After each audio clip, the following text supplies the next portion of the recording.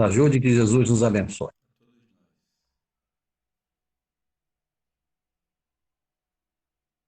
Uma boa noite a todos os queridos irmãos da Rádio e TV Chico Xavier, nossos companheiros que assistem essas lives, essas instrutivas lives, realizadas por diversos irmãos, todos o desejo de contribuir neste momento difícil que atravessamos, dessa pandemia que assola todo mundo e colocou todos os governos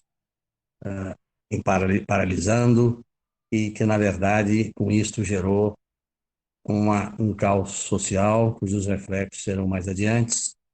Isso nos preocupa profundamente e, por isso, devemos orar sempre, todos os dias, pela pátria do Cruzeiro, a fim de que nós, o celeiro do Evangelho, o novo mundo, possamos receber as bênçãos sempre de Deus e o acompanhamento desse escultor, governador e amigo, o nosso Jesus Cristo. Eu queria dizer aos meus irmãos, todos estão vendo aqui que eu estou muito agasalhado, porque eu sou um carioca que mora no Rio Grande do Sul há muito tempo, mas que nunca consigo me acostumar com o frio. O frio é algo intenso no Rio Grande do Sul. Então, pedi até um pouco de permissão, que eu vou ter que provavelmente algumas vezes fazer assim, porque a laringe e a faringe acabam também sendo atingidas, né?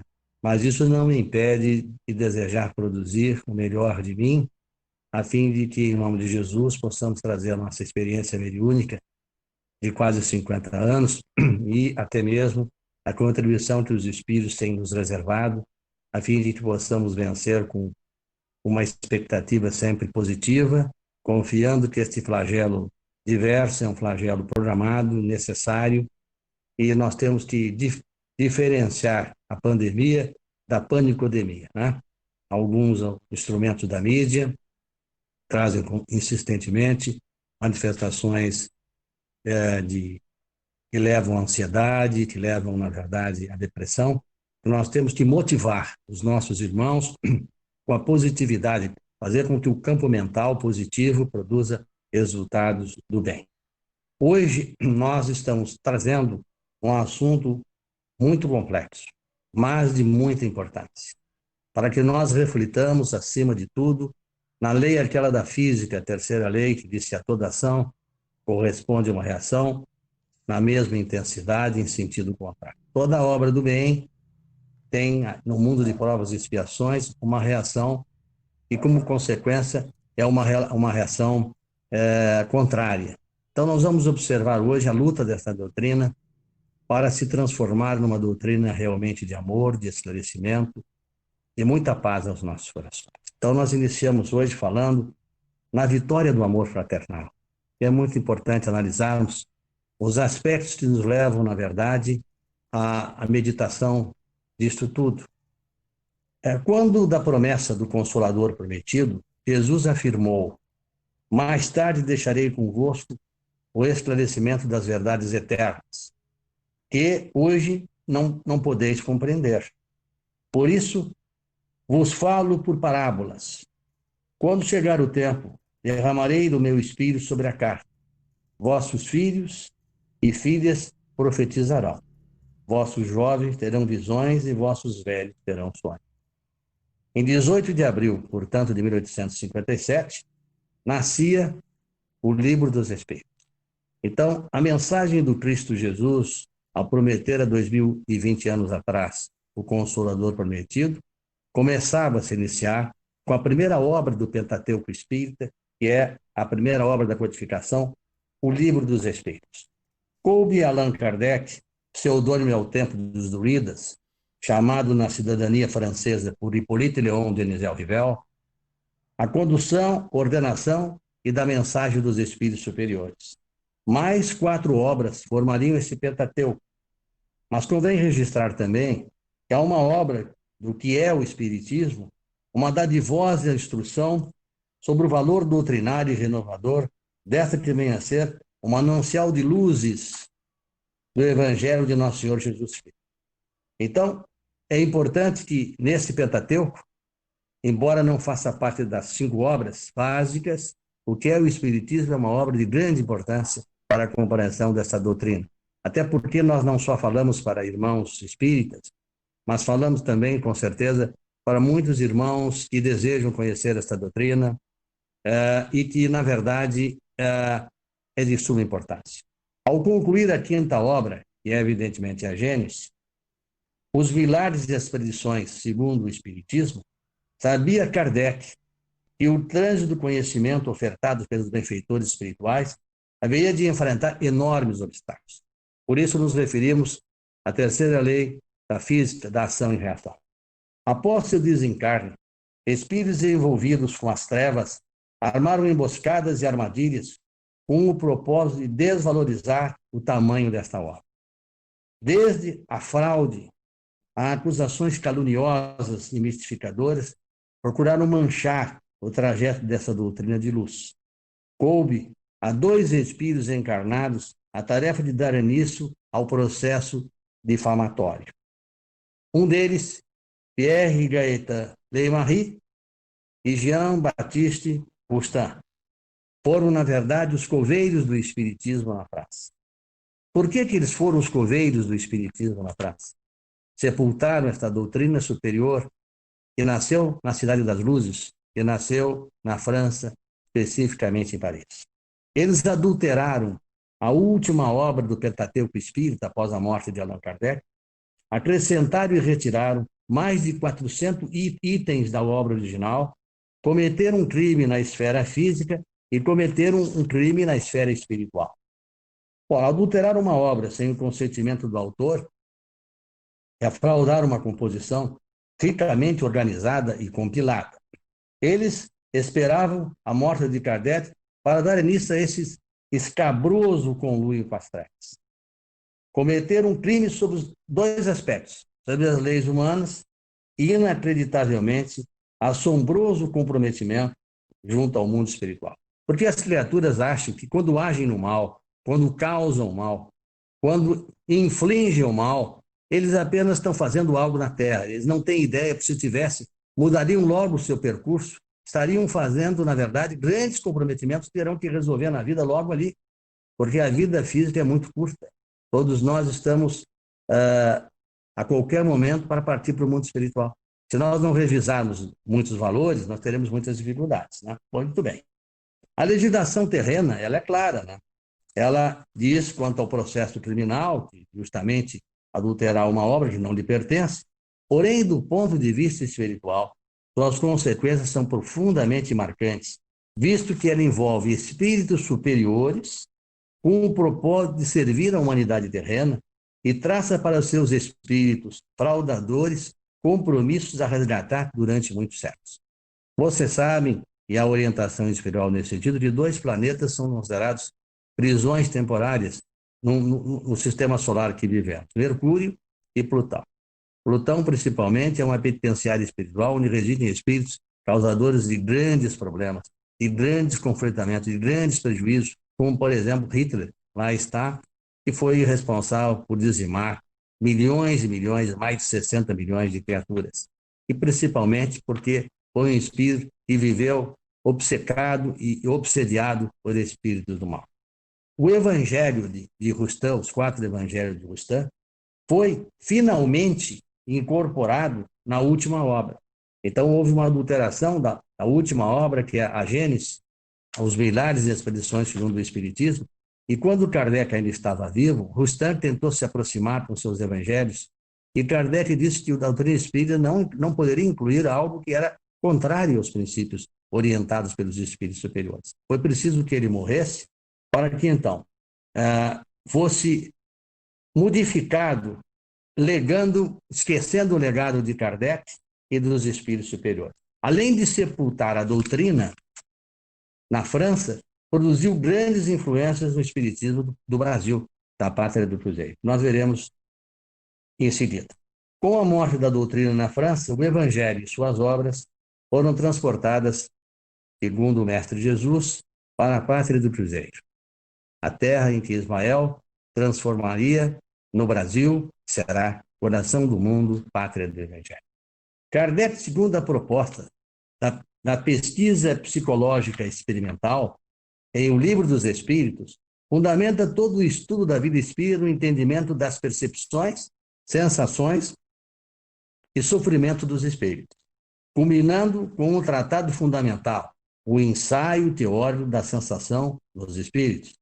Nada mais é do que uma tese de psicologia experimental, espiritualista, aplicada ao estudo da fisiologia do espírito, considerando a participação do perispírito na causa dos fenômenos da vida espiritual. Ou seja, todas as percepções são oriundas do perispírito. É essa camada envoltória do espírito, através das suas correntes, como se fosse uma corrente física, da qual parte, na verdade, toda a fisiologia espiritual. O corpo é o instrumento da dor. Se não é a causa primária desta, é pelo menos a causa imediata. A alma tem a percepção da dor. Essa percepção é o efeito. A lembrança que a alma conserva da dor pode ser muito penosa, mas não pode ter ação física. Porque sensação é um fenômeno fisiológico relativo ao corpo físico. O corpo físico tem sensações.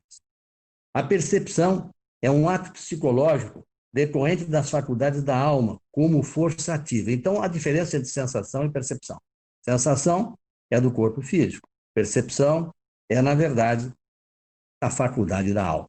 Nem frio, nem calor são capazes de desorganizar os tecidos da alma, e não são suscetíveis a congelar-se nem a de queimar-se, porque eles não têm, na verdade, eles não produzem, na verdade, ao espírito esse tipo de visibilidade. Todos sabem que aqueles a quem se amputou um membro, né, costumam sentir dor no membro que lhes falta.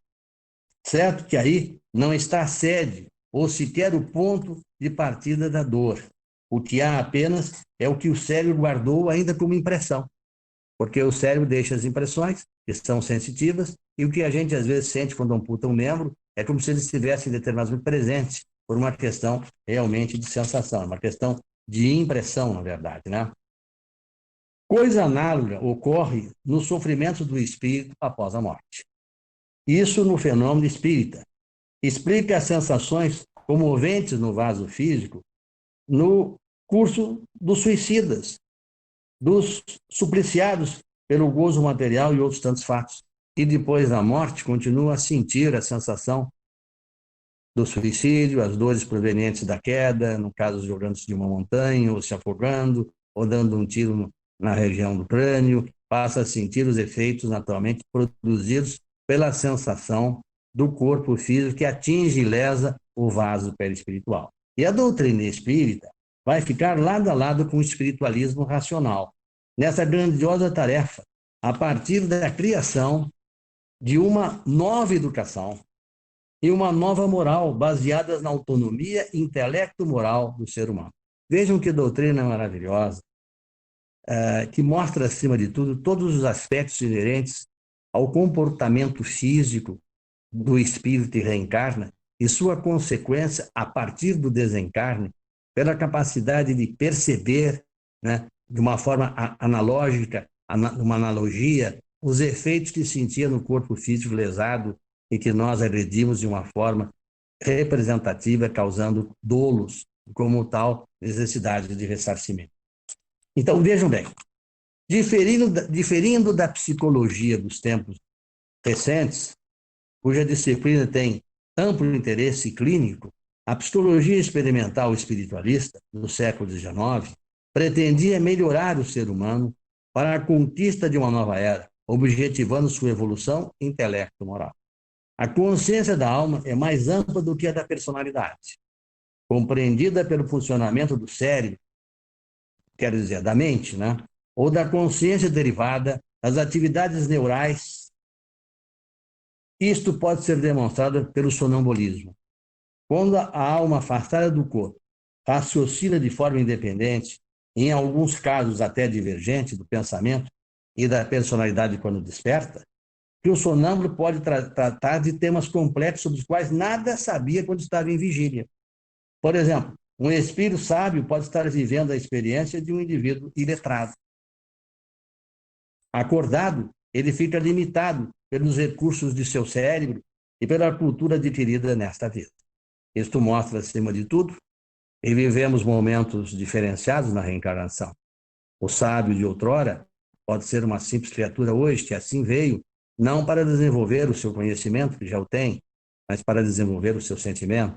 Então, quando olhamos para as criaturas e às vezes as diferenciamos na aparência, precisaríamos ter cuidado de observar que, se mergulhássemos no processo reencarnatório, observaríamos que às vezes espíritos de grande conhecimento reencarnam de uma maneira na simplicidade para aprenderem a reconhecer os valores maiores do espírito. E é, sem sombra de dúvida, a vida espiritual, que é a nossa verdadeira vida, que aqui é uma passagem temporária.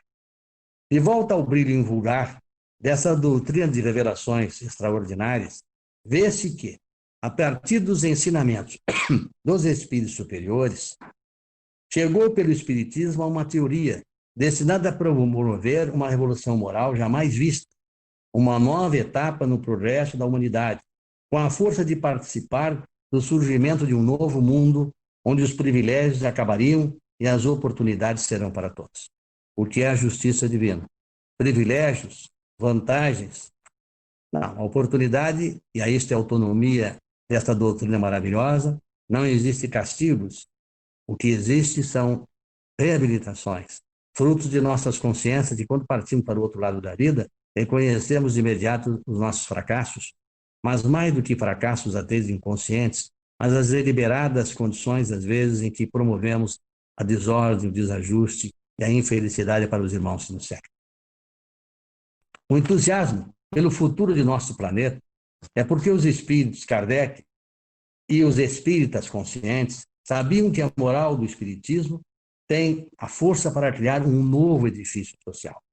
O velho mundo se sustenta na moral heterônoma, que é a moral do orgulho de alguns e da submissão da multidão, mediada por castigos e recompensas, pela competição, onde o mais forte domina os pequenos, privilégios de um lado e absoluta miséria do outro. O que é essa autoridade heterônoma? Ela não dá o direito à liberdade, o ser universal da moral autônoma, pois a mesa fundamenta de uma determinação divina que é fundamental, o livre-arbítrio. E a moral heterônoma, ela é, nós vamos ver um pouco mais adiante, já vimos em algumas vezes, ela é a moral do privilégio, das vantagens, do poder dos mais fortes sobre os menores, das lideranças, das chefias estabelecidas com um propósito visivelmente de interesses e de vantagens materiais. Então, o livre-arbítrio é uma condição inalienável da criatura. Nós temos o direito de ir e vir, como nós temos o direito de errar. A única coisa que é fundamental é que, quando erramos e mutilamos as pessoas à nossa volta, teremos, através de nossa consciência, de retornar para resgatar as misérias que causamos, a ingratidão que portamos e o mal que realizamos. Os espíritos superiores não competem entre si. Eles atuam na harmonia universal, de uma forma voluntária, consciente e participativa. Não se submetem a uma hierarquia dominadora, substituindo por uma cooperação solidária. Veja bem, eles não se submetem a uma hierarquia dominadora, ninguém domina ninguém, mas substituem por uma colaboração solidária, pois não há medo nessa relação, mas sim completa confiança. Então, quando se estabelece a confiança, sem o temor, nós temos a possibilidade de cooperarmos uns com os outros de uma forma solidária. É o que dizem os espíritos superiores. O que dizem os espíritos superiores a nós?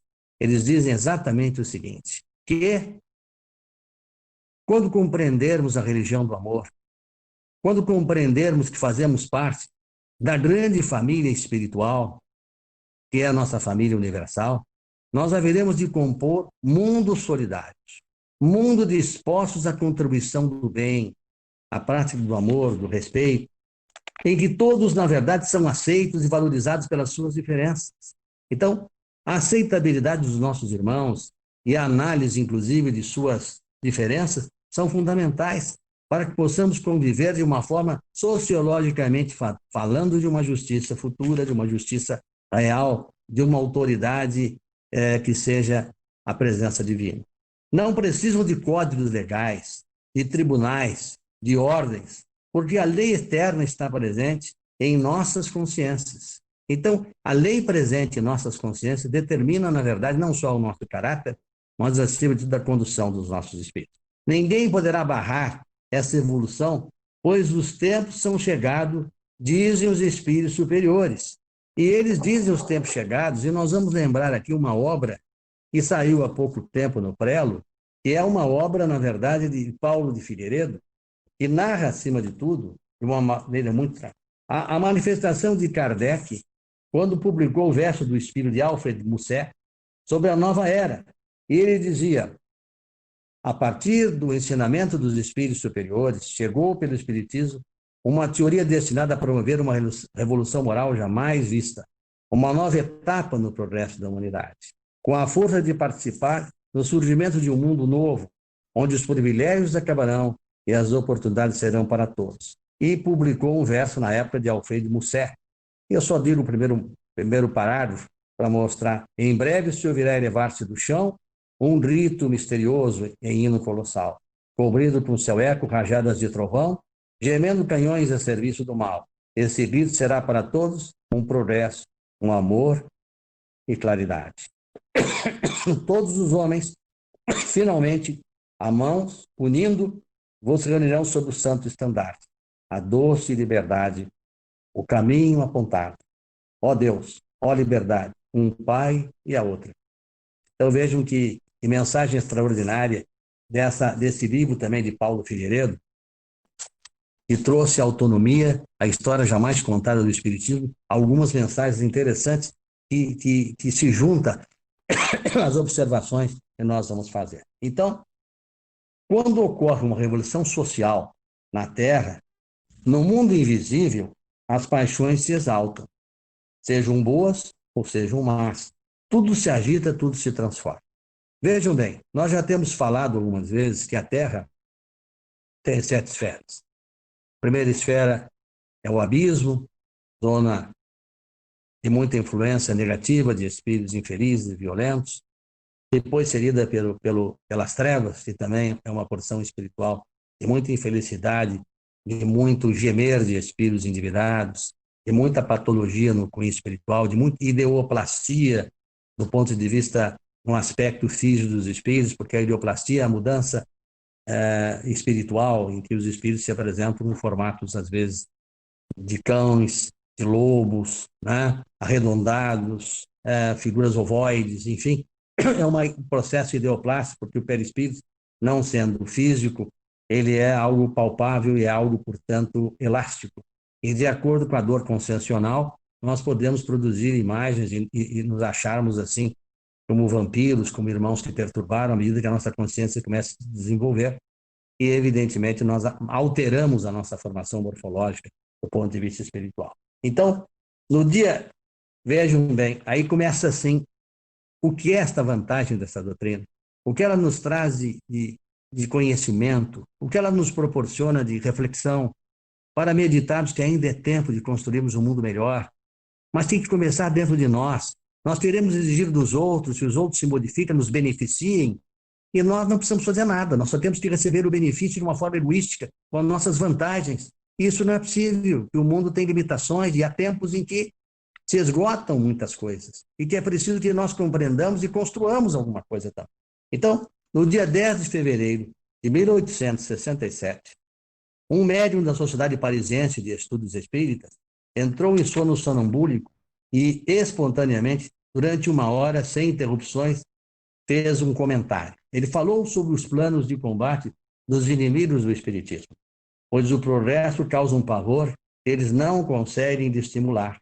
E ele, na verdade, revelou, e inclusive eu diria para os meus irmãos que, fundamentalmente, ele trouxe algo muito interessante, que nós vamos aqui dissecar também, mostrando o seguinte, veja bem, ele narra algo muito importante ao dizer assim, disse a si mesmo, o Espiritismo é o precursor de uma revolução moral inevitável. Antes que ele esteja inteiramente realizado, tentamos desviá-lo em nosso proveito. Façamos de maneira que ela não seja efetiva como certas revoluções políticas. Desnaturando-lhe a essência, poderíamos imprimir um outro caminho. O plano da campanha, pois, está definido. Vereis formar em reuniões de espíritos, cujo objetivo será declarar a defesa da doutrina, mas seu objetivo secreto será a sua destruição. Supostos médios terão a comunicação de instruções apropriadas ao objetivo que se propõe. Sob o manto do espiritismo, se esforçarão por destruí-los. Doutrinas vão emprestar algumas ideias espíritas, mas com o pensamento de superá-las.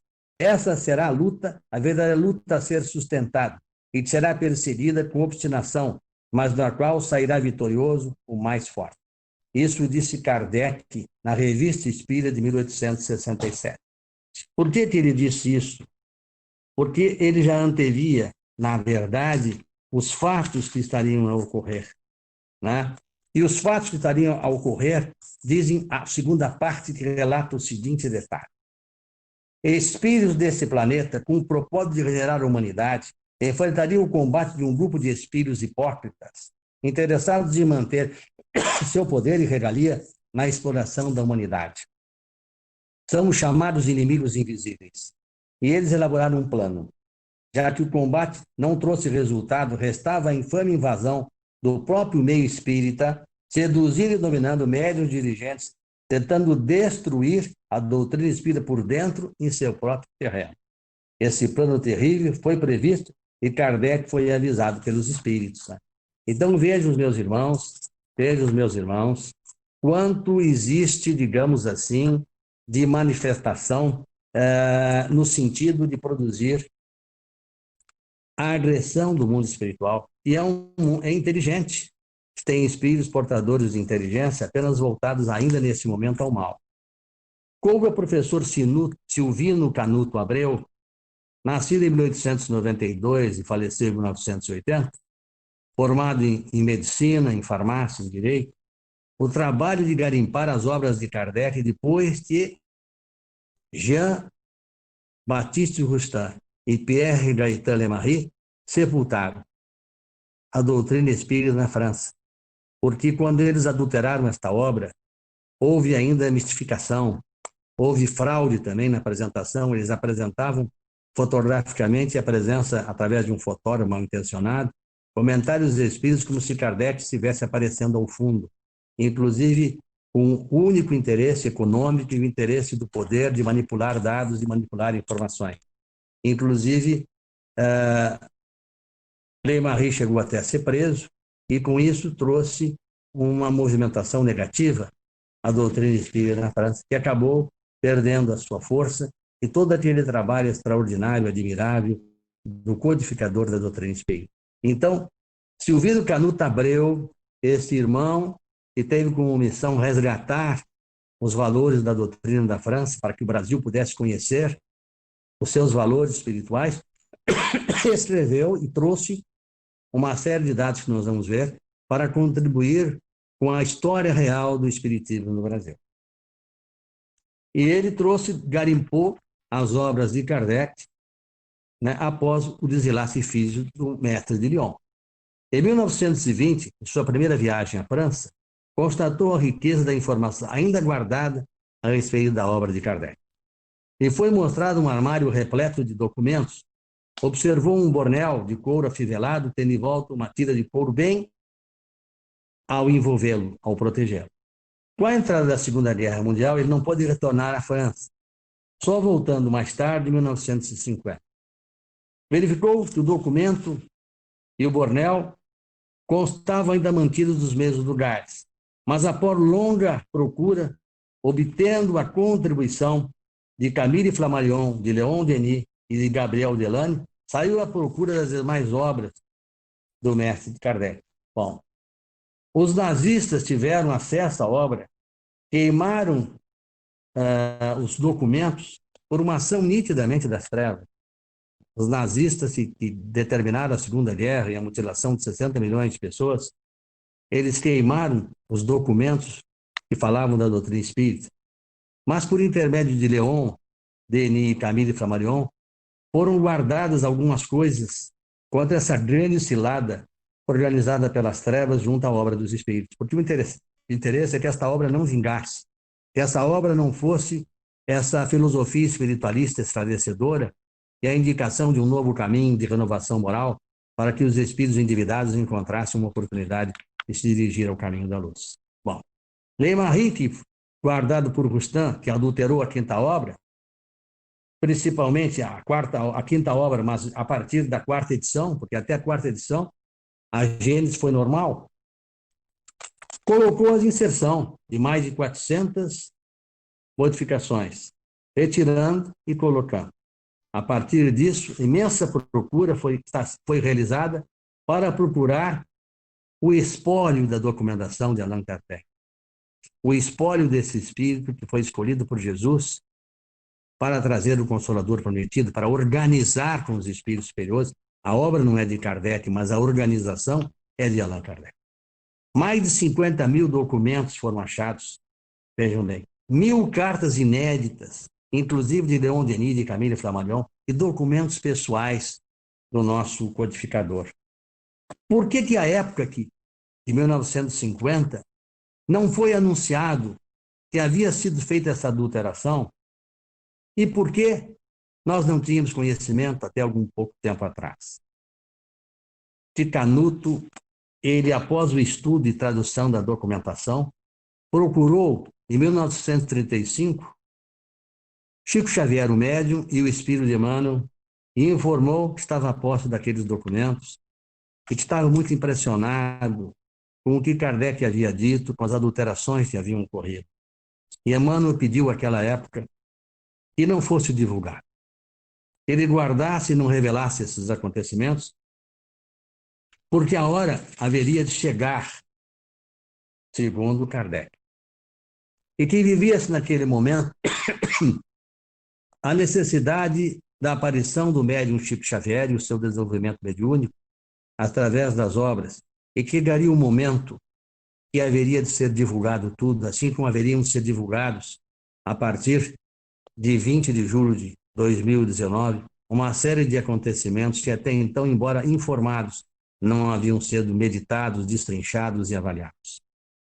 E dizia mais, que o velho mundo heterônomo, que vem da moral do orgulho de alguns, da submissão da multidão, aquilo tudo que nós fazemos mediado por castigos e recompensas, pela competição do mais forte sobre o mais fraco, ele precisava que a revolução moral espírita viesse para estabelecer nos fatos o direito fundamental de todos os indivíduos, que era, sem sombra de dúvida, o livre-arbítrio, a liberdade.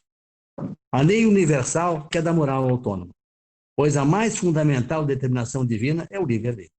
Bom, então, nós verificamos que os espíritos obsessores que tramaram a destruição do espiritismo na França usavam uma técnica chamada de uma técnica explorativa. O que significa esta técnica? Usar a hipocrisia dos seguidores da doutrina. Olha que coisa inacreditável. A hipocrisia dos seguidores da doutrina. Especialmente para os orgulhosos, os prepotentes, aqueles que podemos influenciar, diziam eles, porque eles são orgulhosos e eles são vaidosos. Eles querem o comando, a força e o poder.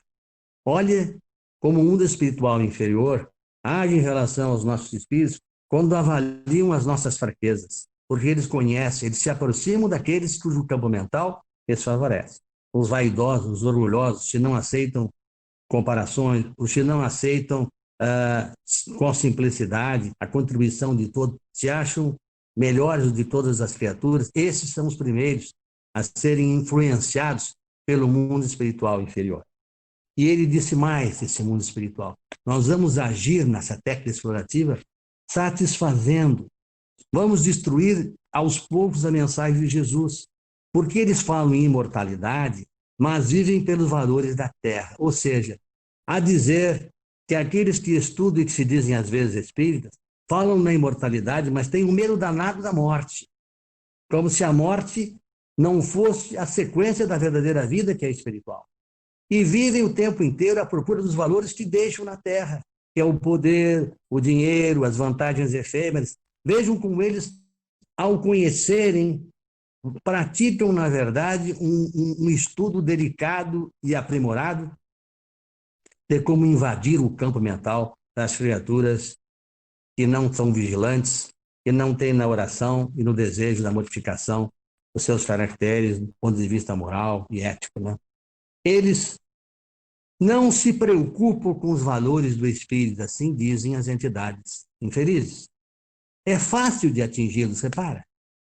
Provocamos a discórdia, a raiva, o autoritarismo e as relações de antipatia e perseguição aos verdadeiros seguidores de Jesus. Ou seja, nós vamos dar a eles o motivo da discórdia, vamos dar a eles o motivo de raiva, vamos dar a eles o poder, porque se dermos o poder a eles, eles vão gerar antipatias e simpatias e vão perseguir companheiros dentro das próprias casas espíritas, dentro do próprio movimento espírita. Eles falarão em Jesus com os lábios, mas não estão dispostos a segui-lo com o coração. Vamos criar castas entre os espíritos. Repara que coisa. Diferenciar superiores dos inferiores. Existe, portanto, uma casta. Vamos ajudar para criar uma casta. Novamente, o poder, a seleção das criaturas, como começou no cristianismo religioso, em que observamos líderes, o surgimento do papado em 610, da infalibilidade papal em 1860, é uma demonstração clara e nítida de que nós precisamos conduzir as multidões para a prática daquilo que desejamos, através do poder e do comando. E estabelecendo castas, como se fosse impossível estabelecer castas entre aqueles que estão reencarnados. Vamos seduzi-los. Eles apreciam o poder e apreciam o mando. É a técnica que está ocorrendo, que ocorreu na França. Assim eles destruíram a comunidade que seguia Kardec, não é? Faltou o seu líder, e na verdade eles começaram essa técnica explorativa. Engrossaremos as nossas fileiras com os doutores da doutrina espírita. Repara bem, criou-se uma condição de nível superior da doutrina com os doutores da doutrina espírita. Como se Jesus não falasse para os brandos, não falasse para os pacíficos, não mencionasse, acima de tudo, um evangelho de amor e de simplicidade. Eles são muitos vaidosos, não admitem hierarquias, fazem o que for preciso para influenciar, proclamam as verdades e não admitem contestação. Esses são as castas e os doutores da doutrina espírita. Assim, trabalhamos na França das luzes e da chamada igualdade, ou seja, na França das luzes que se abria dos novos valores da igualdade e da fraternidade, eles agiram na sedução dos espíritos infelizes. Proclamamos a justiça da força e da influência no desenvolvimento de sutis pensamentos, agregando cada vez mais espíritos endividados para o nosso lado. Então, é necessário ver com os olhos, mas principalmente ouvir, meditar, refletir, porque ao se designar castas espirituais, se definem, como na velha França, elites. Essas elites se acham beneficiadas pela concessão divina. Eles se acham que a concessão divina lhes deu um poder maior, como seres diferenciados, quer culturalmente, quer financeiramente. Acreditam formar, então, uma casta de vantagens na procura do poder e do comando da sociedade. Se esquecem que a encarnação oferece, momentaneamente, diferenças sociais, culturais, genéticas e até de posses, no sentido de avaliar o uso dos benefícios em favor do seu crescimento espiritual. Essa diferença que existe, muitas vezes, socialmente falando, alguém está num nível superior momentaneamente, o acesso à cultura, a genética normal, sem a presença de seres especiais, e, acima de tudo, a posse, lhes coloca num nível como se a divindade lhes outorgasse uma diferenciação de seus outros irmãos. Sem reconhecer e, de acordo com o benefício que fazem daquilo que recebem, haverão de responder pelas consequências, naturalmente, do mau uso. O abastado de hoje foi o miserável de ontem. E o desassistido de hoje foi o beneficiado de ontem. São trocas importantes para o crescimento e a validação das jornadas transitórias. O descobrir das verdades da alma requer experiência e conhecimento, vencendo todas as barreiras que conduzem o ser imortal às glórias espirituais. A distinção do efêmero sobre o eterno distingue os seres materialistas que já despertaram para as verdades do mundo espiritual. Ou seja, quem vive para o materialismo terá que quebrar esse paradigma para que um novo mundo de realizações que está tão próximo, acima de tudo, reconheça os valores espirituais, porque a matéria fica e o espírito prossegue. As elites, em particular, aí entramos nas espíritas, que usam a inteligência, o conhecimento da doutrina, mas pregam o orgulho, a prepotência e a falta de simplicidade em suas posturas e atos, pregam movimentos de dissolução, aceitam a calúnia, usam da difamação e uma técnica explorativa na percepção de todos os efeitos da lei. Ou seja, o antídoto contrário são seres que não percebem, e que aqui está sendo dito, que estão envolvidos por tramas obsessivas produzidas pelas trevas. E só vão perceber isso porque seu orgulho e a sua vaidade não lhes permite quando atravessarem a fronteira da morte e verificar quem são seus companheiros, quem são aqueles que vivem no seu campo mental. Seu campo mental sempre está assim. Eu não gosto do fulano, o fulano, de repente, é um referencial importante. Eu vou defender o meu posicionamento e aqueles, às vezes, até que eu defendo, seja um membro familiar, seja de que forma for. Então, a técnica é exatamente difamar, caluniar, mentir. Mas isso tem uma grave consequência. Isso tem uma resposta além das fronteiras da morte muito grave, porque isso significa o envolvimento com as trevas, não é? E isto tem uma expressão chamada, já que estamos a falar que o amor fraternal vai vencer, aquilo que é definido pelos próprios espíritos infelizes. Isto eles chamam de o ódio fraternal. Como é que é possível admitir, num movimento que prega o bem, a renovação, o perdão, que se fala toda hora nas palestras, se usam as expressões doutrinando, né? Estudando a doutrina, e como podem pregar o ódio fraternal, que é exatamente o contrário ao amor fraternal. Jesus, por exemplo, foi tão odiado, ele que é o escultor, o organizador do planeta Terra, o governador, foi crucificado. Qual foi o mal que o Cristo trouxe? A quem ele feriu, apresentava apenas uma nova filosofia, que o reino não era deste mundo, que os valores haveriam de ser compensados pela misericórdia divina. Falou sobre as bem-aventuranças, falou, acima de tudo, sobre os verdadeiros valores do Espírito, e foi crucificado, na época, como um impostor, ofendido de todas as maneiras, como alguém não merecedor de respeito. Vejam, primeiro exemplo, o que com o ódio fraternal a nossa civilização proporcionou. O maior espírito, o espírito pródigo que construiu a Terra, foi crucificado pelas nossas intenções e pelas nossas ações.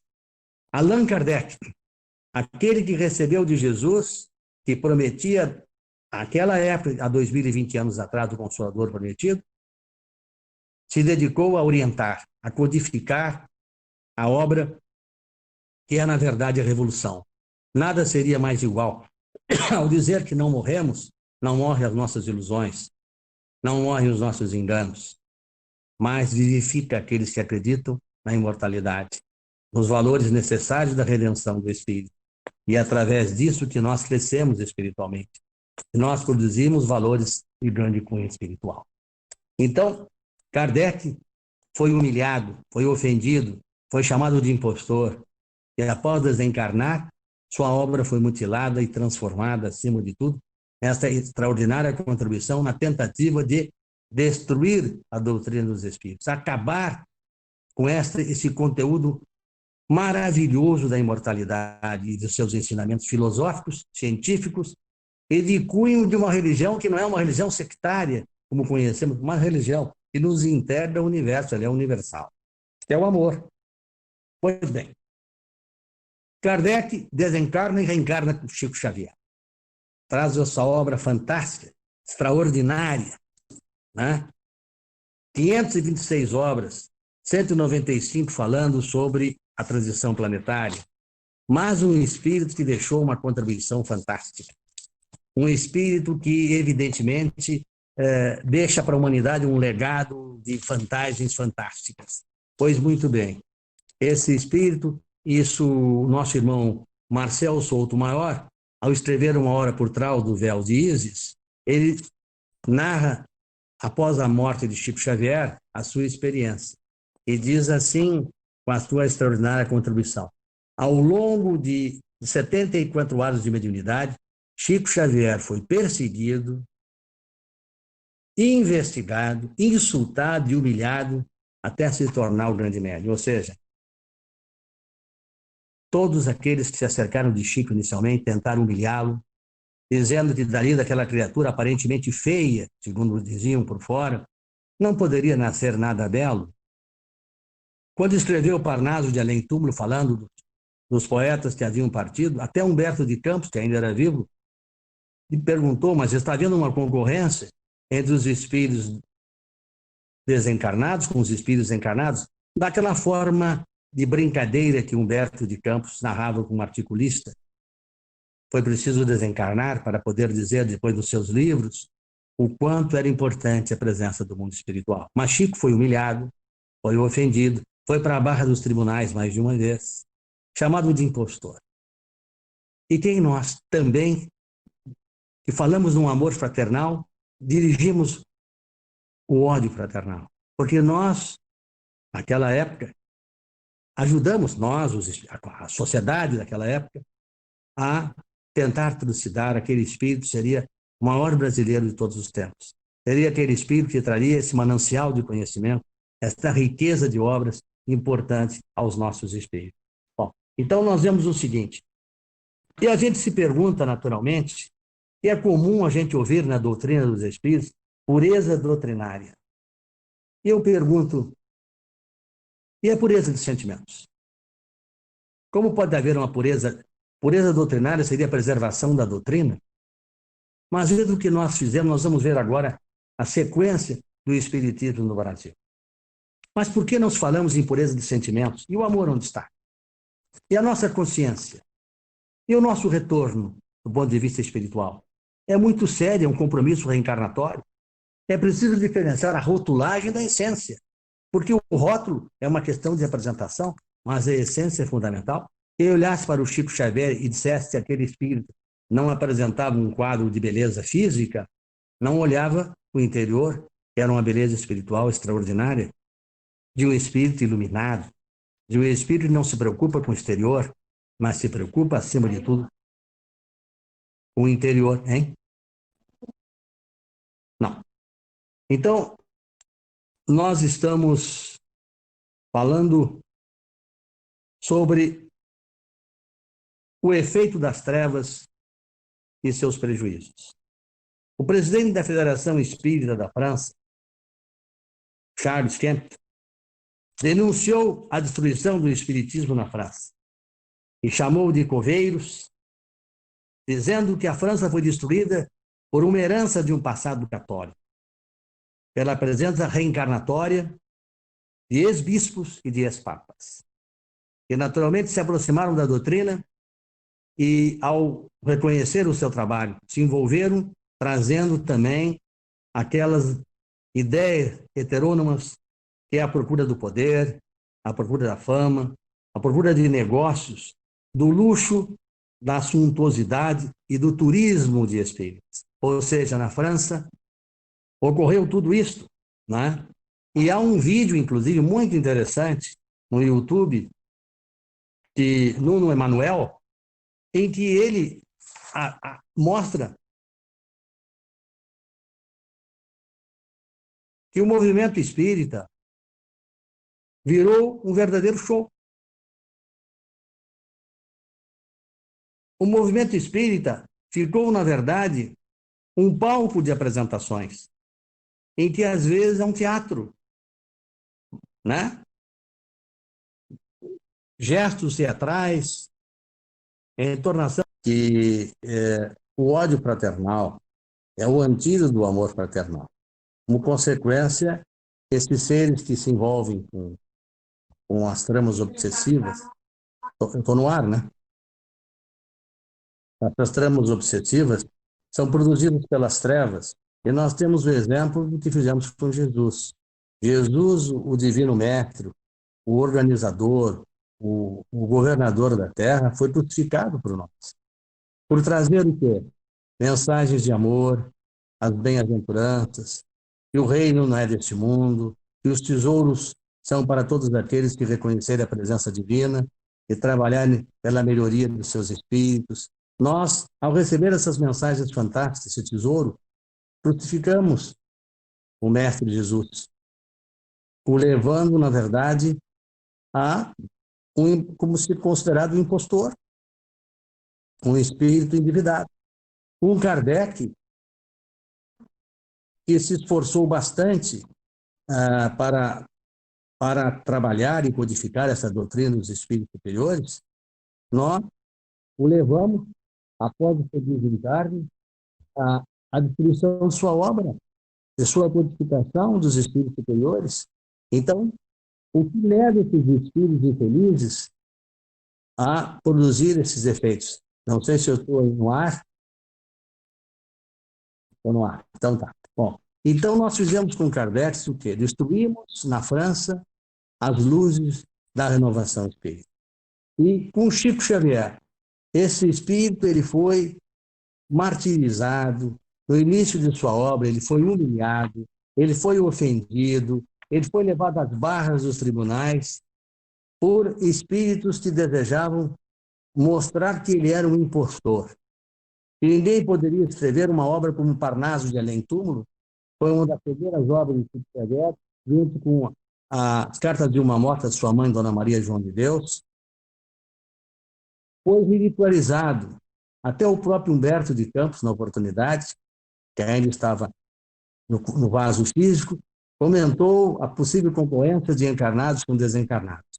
E depois, voltando à parte espiritual, escreveu belíssimos artigos reconhecendo a presença do mundo espiritual em nossas vidas. Então, vejam bem, todos esses espíritos grandiosos, de uma forma bastante forte, foram sentenciados pela civilização que não conseguiu reconhecer os valores e que muitas vezes reagiu contra esses valores.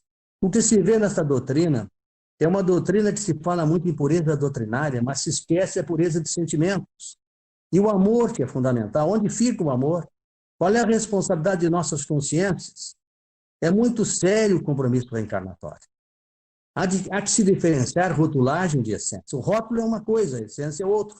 Por exemplo, Chico Xavier, quando apareceu no mundo espírita, observaram ele exteriormente, dizendo que aquele espírito não era um espírito de muita beleza física, e não observaram a beleza interior de uma alma extraordinária, de um verdadeiro anjo circulando entre a terra. Então, como é que as trevas, na verdade, calculam os seus prejuízos? O presidente da Federação Espírita Francesa, Charles Kemp, denunciou a destruição do espiritismo na França através, criando os coveiros da doutrina, para a herança do passado católico, a presença de bispos e papas e companheiros ainda habituados às cerimônias católicas, aos rituais católicos, né?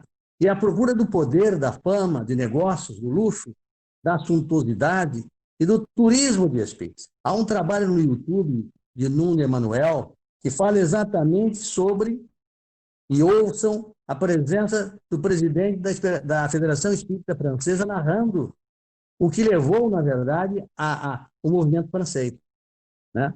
O movimento espírita, em alguns momentos, virou um show, um palco de apresentações, um teatro que os médiuns se apresentam com gestos e vozes de entonação diferenciada, né?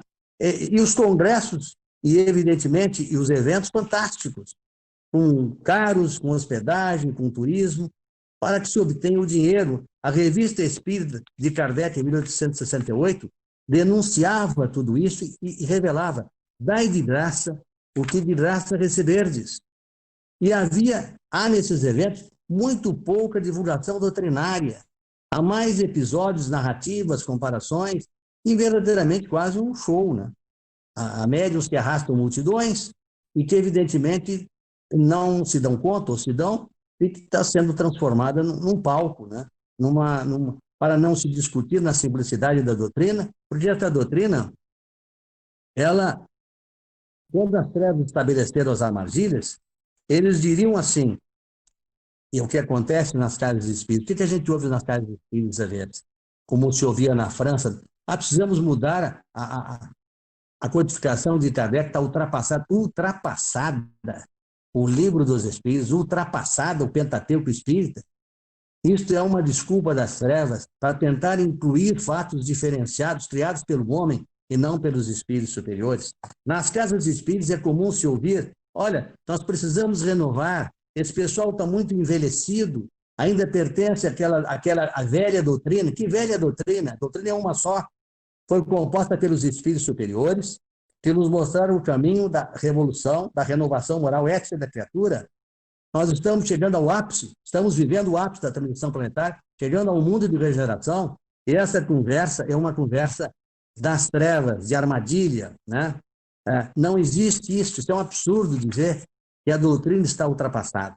Então, é uma doença própria da obsessão, que é a perda da sintonia mental das criaturas no bem, e formada, naturalmente, por distúrbios organizados pelo mal e desequilibrados. O Livro dos Espíritos diz, naturalmente, na página 737, quando se refere aos flagelos, ele diz que os flagelos existem, né? Livro dos Espíritos 737, podem ler, que os flagelos existem para mostrar à criatura humana o quão necessário é, na verdade, para acelerar o progresso, a ocorrência desses flagelos.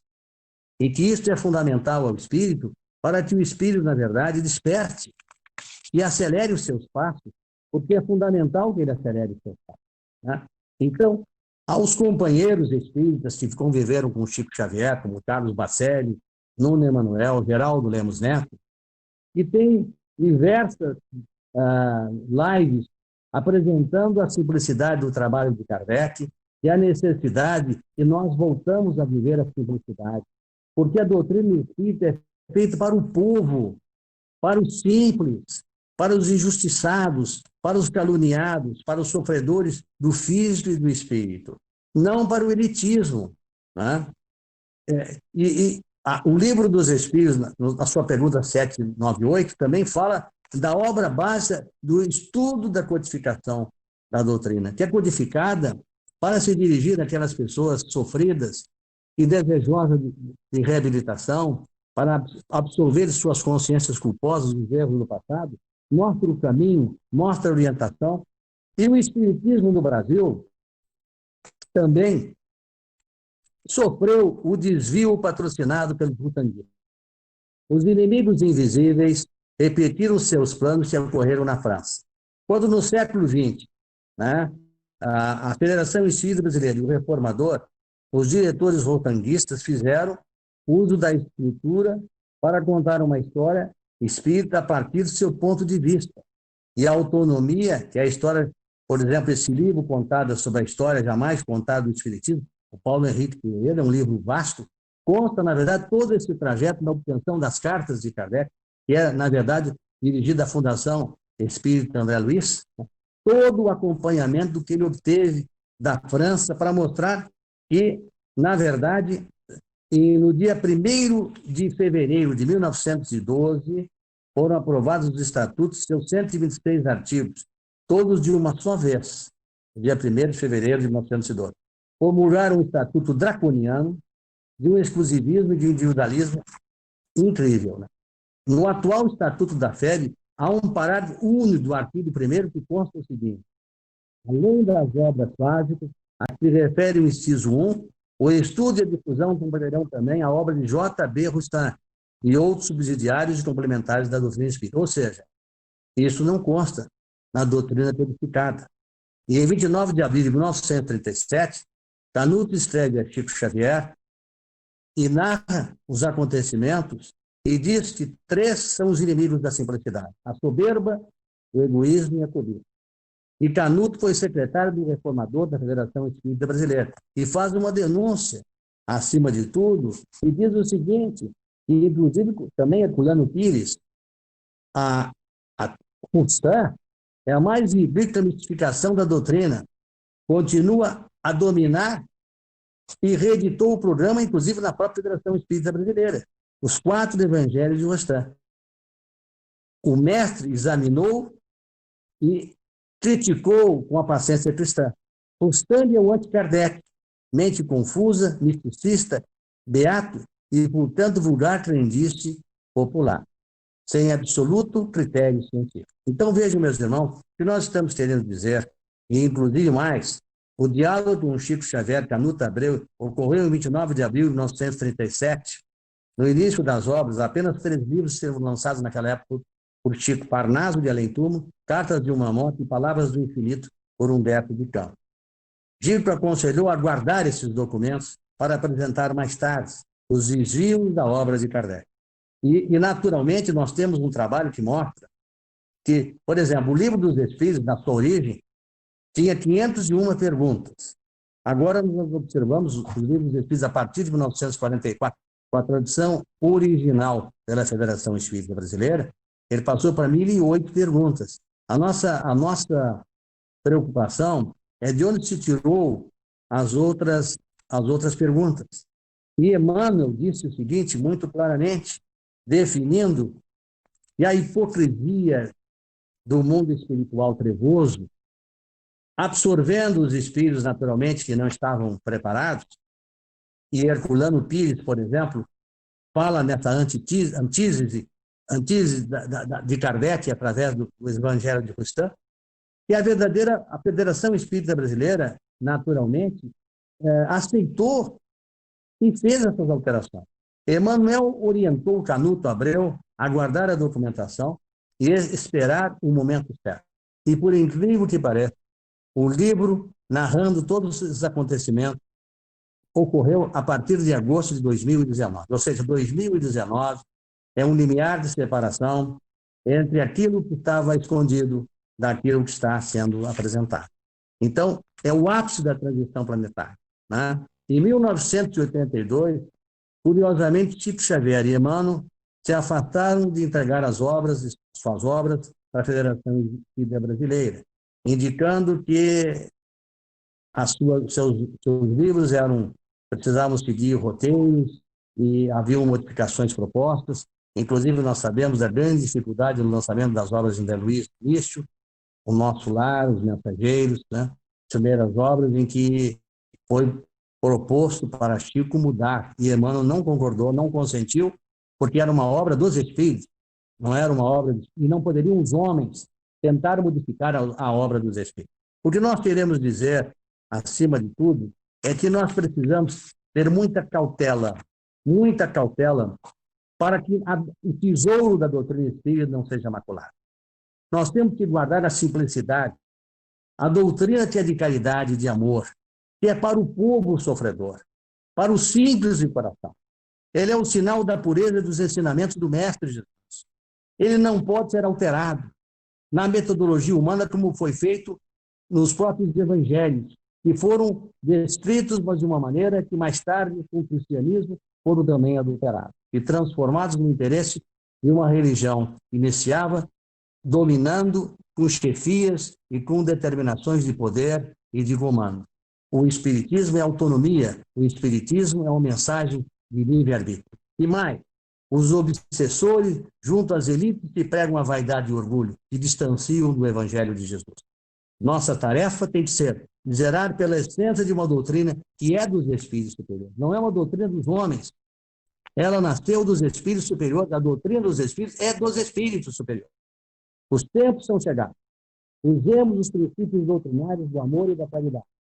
E junto à família universal, preparemos-nos para a religião cósmica do amor eterno.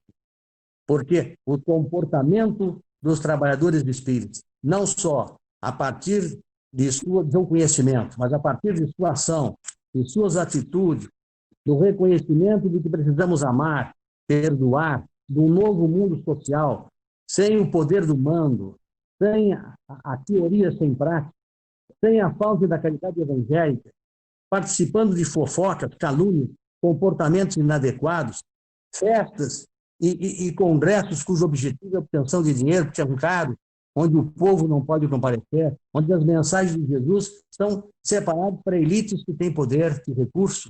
Isto não é o espiritismo. O espiritismo, e se fala às vezes em desvios doutrinários, são os desvios que se afastam do evangelho de amor e da simplicidade do Mestre Jesus. Reconheçamos que nós precisamos estar atentos para que o evangelho de Jesus e para que a doutrina dos espíritos não receba aquilo que ocorreu com os coveiros do espiritismo na doutrina francesa. Ou seja, nós estamos no ato da transição. Uma série de eventos estão ocorrendo. O Covid-19 nos mostra que o homem não está mandando, a ciência não consegue ainda controlar. Quem está controlando é o poder divino. É um flagelo necessário, reabilitador, para que a criatura modifique. A partir de agora, nada pode ser também igual. Nós podemos hoje conversar por lives, que todo mundo pode participar, que todo mundo pode contribuir, chegam a todos os lugares e não apenas a grupos privilegiados, ou seja, não há privilégio, há igualdade para todos e, acima de tudo, há um amor que nos convida a vivermos um mundo melhor e um mundo pleno de paz. Eu espero, isso aqui tem muita coisa a falar, por exemplo, no que diz respeito ao espiritismo no Brasil, nós temos os diálogos de Chico Xavier, de Emmanuel, falando sobre esses desvios que ocorreram no próprio movimento espírita brasileiro, né, os espíritos oriundos dos evangelhos de Rustan, e foram muitas vezes internalizados nos estatutos da Federação Espírita Brasileira, o cuidado com que as criaturas às vezes têm no sentido de mandar. A pedagogia é uma ciência importante, mas ela não pode ultrapassar a autonomia espiritual. Ela não pode, porque os que trabalham na doutrina, não são empregados da doutrina. Eles são colaboradores doutrinários, que se agregam uma doutrina para, através da sua participação amorosa, contribuir, seja na evangelização, seja nos trabalhos de estudo, seja nos trabalhos de orientação espiritual, de passos, de prece, de diálogos, de caravaneiros.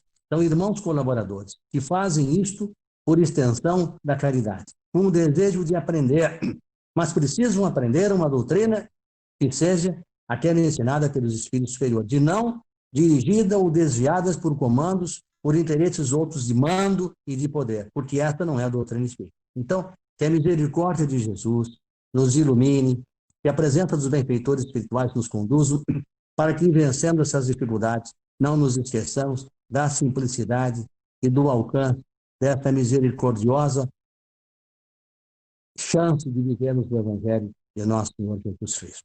E para encerrarmos este momento contributivo, eu queria fazer uma prece de agradecimento aos bons espíritos. Amigos espirituais, companheiros que nos cercam no dia a dia de nossa existência, nós sabemos que sofremos a influência dos vossos espíritos em todas as nossas atitudes. Pelo campo mental que construímos, absorvemos as boas energias ou as más energias. Através do desejo de nos melhorar, da força incessante de corrigir os nossos defeitos, de extirpar os flagelos que invadem as nossas correntes espirituais, nos candidatamos a seguir o Mestre. Permita, benfeitores espirituais, espíritos protetores, pedindo ao Mestre que não desista de nossa caminhada, que insista ao nos auxiliar quando tombamos, para levantar e continuarmos este trajeto que é a vitória espiritual sobre as inferioridades, esculpindo dentro de nós um novo modelo. Um modelo da individualidade, capaz de atingir a coletividade na construção de um mundo melhor. Abençoa a população brasileira, abençoa a população do mundo em que vivemos, abençoa os espíritos superiores, os espíritos do sistema solar, da Via Láctea e além disto. Abençoa nós como seres imortais e subimos a escala evolutiva na direção, com certeza, da maioridade. Abençoa-nos, ó Senhor. Perdoa os nossos flagelos e insiste para que em nossas consciências recordemos todos os dias nossas fragilidades e ensaiemos passos definitivos na construção de um mundo melhor, a começar dentro de nós. que é a pátria do Brasil, está sofrendo tantas agressões, porque há uma mistura nesse momento de conduzir as informações, transmitindo ansiedade e depressão, levando criaturas muitas vezes ao suicídio, e às interpretações equivocadas no momento em que há um flagelo social, há uma ameaça de perda de emprego, há uma ameaça, portanto, de fome. Que nós oremos, Senhor, pedindo para que derrame sobre o nosso povo e sobre todos os povos a luz da esperança e da paz. E temos a certeza que estarás nos conduzindo. E quando nos sentirmos enfraquecidos, tu nos darás a energia suficiente e o bálsamo restaurador para curar as nossas feridas. Abençoado sejas, Mestre Jesus, abençoados sejam os espíritos superiores que em seu nome trabalham. Uma boa noite de paz e de muita luz aos nossos corações.